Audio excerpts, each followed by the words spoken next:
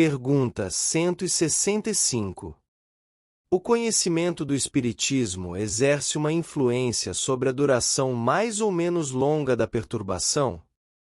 Exerce uma influência muito grande, uma vez que o espírito já compreendia antecipadamente sua situação, mas são a prática do bem e a consciência pura o que mais tem influência.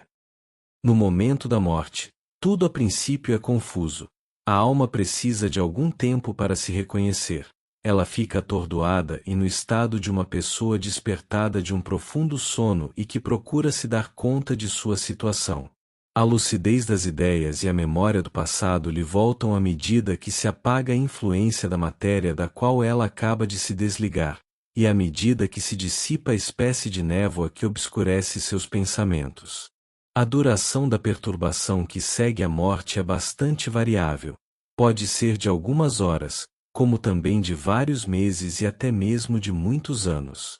Aqueles em que essa duração é menos longa são os que, em vida, se identificaram com o estado futuro, porque eles então compreendem imediatamente sua posição. Essa perturbação apresenta circunstâncias particulares, segundo as características dos indivíduos e principalmente dependendo do gênero da morte. Nas mortes violentas, por suicídio, suplício, acidente, apoplexia 18, ferimentos etc., o espírito fica surpreendido, espantado e não acredita estar morto. Sustenta isso com obstinação, contudo ele vê seu próprio corpo, sabe que esse corpo é seu, mas não compreende como esteja separado dele.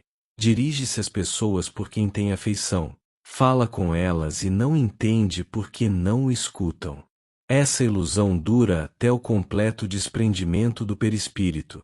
Só então o espírito se reconhece e compreende que não mais faz parte dos vivos. Esse fenômeno se explica facilmente. Surpreendido de improviso pela morte, o espírito fica aturdido com a brusca mudança que nele se operou.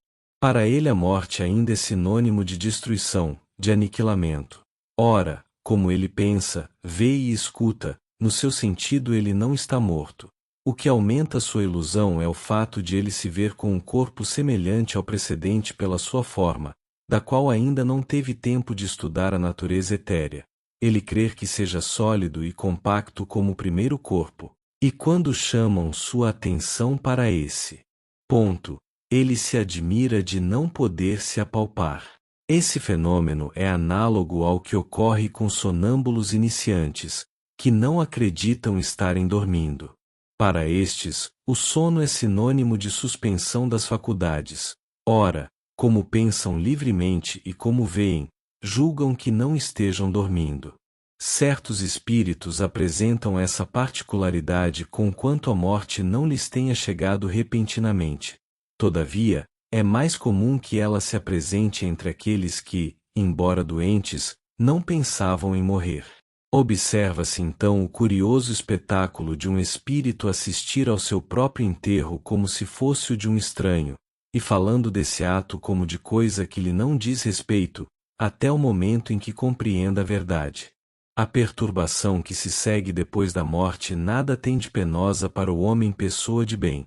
Ele fica calmo e semelhante em tudo aquele que acompanha um tranquilo despertar. Para aquele cuja consciência não está pura, a perturbação é cheia de ansiedade e de angústias, que aumentam na proporção que ele se reconhece. Nos casos de morte coletiva, tem sido observado que todos os que perecem ao mesmo tempo nem sempre tornam a se ver imediatamente. Nessa perturbação que segue a morte, cada um vai para seu lado ou só se preocupa com aqueles que lhe interessam.